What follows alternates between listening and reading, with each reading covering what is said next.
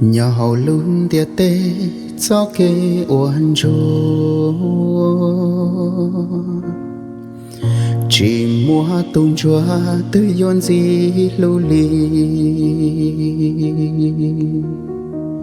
giờ yo con gì lưu chế mùa nia mùa gì nia thia gì thia yo tu lu bê tì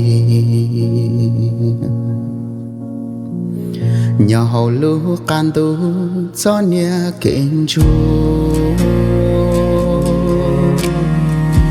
chỉ mua ít tu tư yo lo ba khô.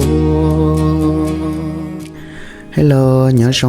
song tán cho đó cuối trong FC, nhớ cho tỏ Facebook nó là sử dụng tỏ TikTok, là sử dụng cho tỏ YouTube cho dễ mua này ạ. Khi đó này thì cũng trong YouTube cho dễ mua,